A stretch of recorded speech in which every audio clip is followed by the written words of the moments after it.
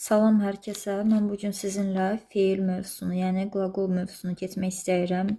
İlk öncə onu deyim ki, video Azərbaycan bölməsi şagirdləri üçün nəzərdə tutulub, rus sektorları üçün deyil.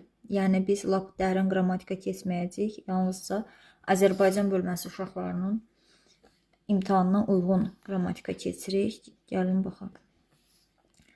Başlanğıcda əlbəttə tərif vermişəm. Heç tərif də lazım deyil Azərbaycan bölməsi uşaqlarına. Sadəcə məlumatlı olmaq üçün qlaqol nə deməkdir? Samostoятельное часть речи, обозначает действие, yəni hərəkət bildirən əsas nitq hissəsidir.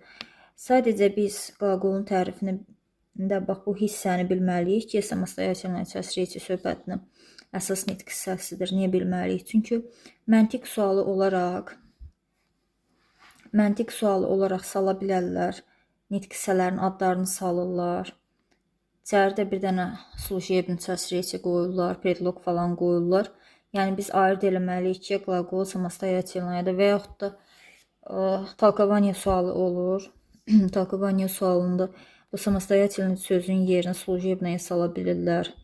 Və yaxud da bu tərifin yerinə başqa bir söz sala bilərlər. Ona görə hər bir nitq hissəsinin, əsas nitq hissəsinin qabağında bu samostoятельная часть речи söhbətini əzbərləmək lazımdır. Yəni Azərbaycan sektor uşağı üçün belə sadə düşür. Dərsimiz ilk məstərdən başlamaq istədim. Infinitiv rus dilində məstər deməkdir. Məstər Azərbaycan dilində bilirik ki, feilin təsriflənməyən, yəni şəxsə, zamana, cəmiyyətə görə dəyişməyən formasıdır.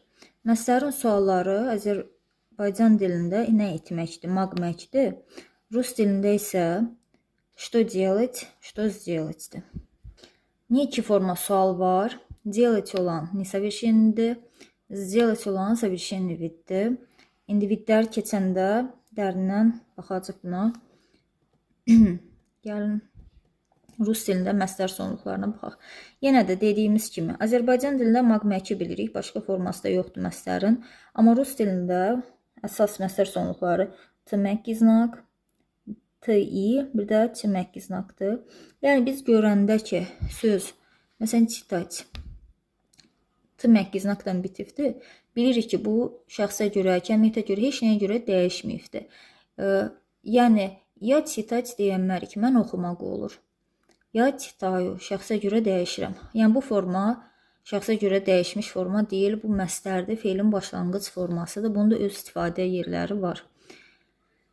Deməli, bizə əsas nə lazımdır? Məstər hansı hallarda mütləq işlənir? Yəni, hansı vəziyyətdə biz feili məstərdə saxlamalıyıq? Şəxsə görə, zamana görə, heç nəyə görə dəyişmək olmaz, məstərdə qalmalıdır. Hansı hallarda? Birinci qaydaya aiddir. İstək, bacarıq, məcburiyyət bildirən sözlərdən sonra. Məsələn, moç, bacarmaq, хотеть, istəmək, umetь, bu da bacarmaqdır. Должен borcludur, yəni malı məlini əmələ gətirir bu. Должен bizim dilimizdə vacib şəkli var, etməliyəm. Feilin qabağına qoyuruq və o yaranır. Нужно, надо da lazım şəklimizi yaradır. Yəni, baxaq, necə olur bu? Əgər, baxın, bu bacarmaq deməkdir, moç. Mən demək istəyirəm ki, mən bacarmaq yəni nətər? Mən oxuya bilərəm, nəyisə oxuya bilərəm. Biz onda iki feil işlədirik. Oxuya bilərəm Azərbaycan dilində. Bir oxuya, bir də bilərəm. Rus dilində onu necə qoyacaq? Baxın, bu moçu şəxsə görə dəyişirik. Gördünüz, dəyişmişim. Ya moç yazmamışım, ya maqu. Amma yanındakı feilə fikir verin. Çitać. Neynəmişim?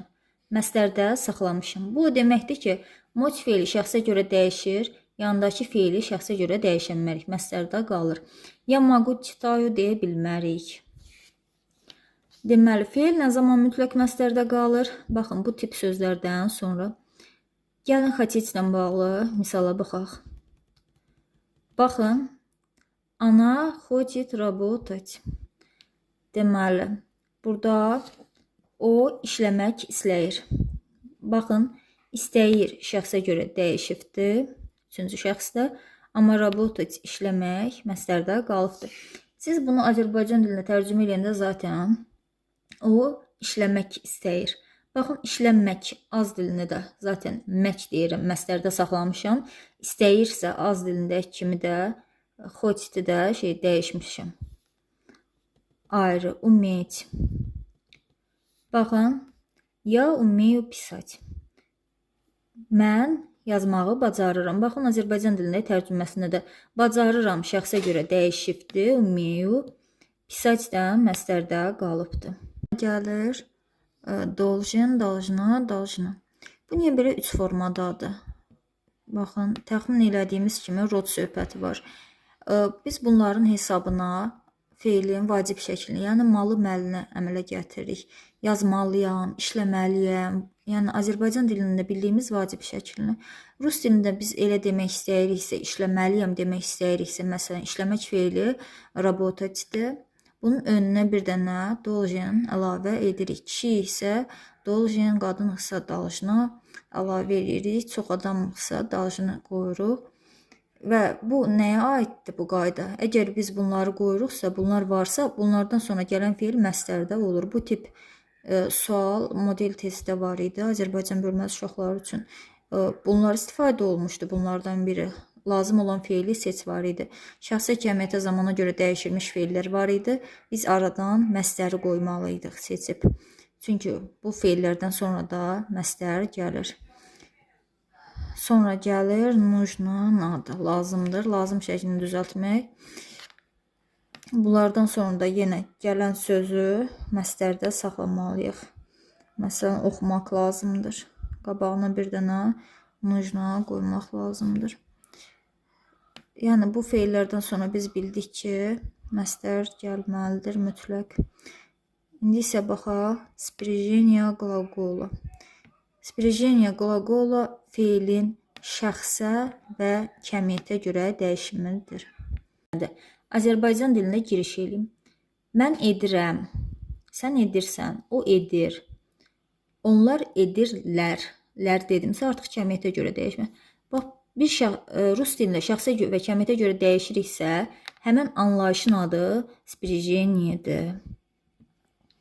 Rus dilində bu şəxsə görə, cəmiyyətə görə dəyişmə 2 cür olur, 2 növ var. Bu nə deməkdir? Azərbaycan dilində deyirəm, mən edirəm, əm qoydum. Sən edirsən, sən qoyuram da, bir dənədir, sabitdir bu, dəyişmir, olduğu kimidir. Amma Rus dilində bu şəxs şəkilçiləri 2 cür olur. Yəni 2 növ şəxsə görə dəyişmə var. Və bu şəxsə görə dəyişmənin 2 növü əsasən bizim məstər sonluqlarımızdan asılıdır. Birinci və ikinci növümüz var. Baxın, birinci növ şəxsə görə dəyişməyə aiddir. Sonu etlə bitən, at yatla bitən və bunlarla bitən feillər və itlə bitən feillərdən 2 dənə istisnamız var. Baxın, bunlar 1-ə aiddir. 2-yə də aiddir. İtlə bitən feillərin hamısı 2-cə dənə bu biricdən stelit qaldı 1-də. Bax, bu ikisindən başqa qalan digər feillərin hamısı ikinci növ şəxsə görə dəyişmədədir. Və etlə bitənlərə biz dedik ki, bayaq 1-ə aiddir.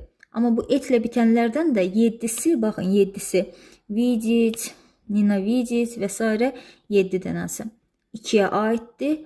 Atla bitənlərin isə demişdik ki, atla bitənlər 1-ə aiddir. Bunların da 4-ü 2-yə aiddir. Baxın, bu feillər ikinci sprijeniyə aiddir. Biz əzbərləməliyik ki, bilməliyik ki, birinciyə və ikinciyə hansı sonluqlar daxildir. Ondan sonra 1 və 2-nin şəxsə görə dəyişmə qaydasına baxaq. Baxın, burada kitabdan cədvəldə qoymuşam. Qlaqol naid, baxın, 1-ə aiddir. Və yaxud orada da göstərdim, həmən şeylərdə prosto tərcümə ilə yazmışam. İskulçeniyə baxın, istisnaya, itdən qutaran 2-dən biri, selit. Bayaq gördüklərinizdir. 2-yə daxildir. Baxın, qlaqol naid. İtdən qutaranların hamısı 7 dənə istisna, etdən qutaran, 4 dənə də istisna, at ilə qutaran. Baxın, bunu əzbərləmək lazımdır, bu cədvəl. Əzbərləyəndən sonra artıq biz 1-dən 2-nin bir-birindən fərqlərinə baxırıq. Gəlin, indi birinci sprijeniya sonluqlarına baxaq, görək, bu 1-də nə baş verir. Birinci sprijeniya aid bir söz vermişəm, делать, Mən hardan bilirəm ki, birinci sprijeniya aid sözdür? Çünki ать dabitivdir, at həkki znakla bitivdir. Görək necə dəyişir. Mən edirəm. Ya делаю. Onu deyim ki, həm birinci, həm də ikinci sprijeniya da uşaqlar yu qəbul eləyir. Görürsünüz, yu qəbul eləyir. İkisi də eynidir. Birdə də, ikidə də eynidir. Birinci sprijeniyada şəxs sonluqları e-lərdəndir. Yəni y-lərdəndir. Baxın, yeş, yed. Cəmdə də həmçinin. Delayım, yeti. Üçüncü şəxsdə də, üçüncü cəmi də ani, delayut. Deməli, birinci sprijeniya nətər oldu? Mən edirəm ya delayu. Baxın, yu qəbul elədi. Qala hamısı y-lərdəndir. Bir dənə üçüncü şəxsin cəmi yutdandır. İkinci sprijeniyada bəs necədir? Baxın. Lübit fe'lini vermişəm. Misal kimi. Niyə lübiti verim? İtdən qutarıbdır. Dedik ki, itdən qutaranların hamısı ikiyə daxildir. Yenə birinci şəxs görürsünüz eynidir. Yu. İkisində də birinci şəxs mən, ya, lüblü. Mən edirəm, mənim etdiyim hərəkət yu ilandır. Bayaq dedik ki, birinci sprijeniya y-lərdəndir. İkinci sprijeniyada isə görürsünüz hamısı i-lərdəndir. İş, it, im, iti. Üçüncü şəxsin cəmi isə burada yatdı. Deməli, necə oldu? Birinci şəxs mənim etdiyim iş u, yu. Birinci sprijeniyada, ikidə də u, yu. Birinci sprijeniyada bütün şəxslər e-lərdən gedir. İkidə isə i-lərdən gedir. Birinci sprijeniyada ani olan üçüncü şəxsin cəmi at, ut, yut. İkinci sprijeniyada ani üçüncü şəxsin cəmi at, yatdı. Bunu bilməliyik ki, fe'li şəxsə görə dəyişəndə düzgün sonluq qoyaq. Baxın, burada yazmışım. Gördüyümüz kimi birinci sprijeniya bütün şəxs sonluqları e, üçüncü şəxsin cəmi ut, yut. İkinci sprijeniya bütün şəxs sonluqları i ilə, üçüncü şəxsin cəmi isə at, baxın bura at, yat ilə. Ya əvəzinə at düşübdür. Neyse. Bura açar söz yazmışam. Yazmışam ki, ikinci sprijeniya 2-də axı. 2-də də 2 dənə i var. Onun şəxs sonluqları i ağırlıqlıdır. 2 dənə i belə açar söz kimi qoymuşam. Bugünlük bu qədər olsun fe'l dərsimiz. Davamını istəyirsinizsə videomu bəyənin, abunə olun, davam yazın, rəy yazın. Bir də ki, bir şeylə bağlı yazmaq istəyirəm, demək istəyirəm. Videomda aksent söhbəti eləməyin. Mən ən birincisi rus deyiləm. Rus sektor bitirməmişəm. Azərbaycan bölməsini bitirmişəm. Xarici dil, rus dil müəllimliyi oxuyuram. Rus dili və ədəbiyyatı oxumuram. Bunlar bəhanə deyil. Bu işi görürəmsə, yəni tədris edirəmsə, demirəm aksentsiz super, amma danışmalıyam və öyrədə bilməliyəm. Bunu bilirəm. Və mən düşünürəm ki, öyrədə bilirəm. Şagirdlərim də kifayət qədər nəticə göstərirlər. Həm realda, həm onlaynda.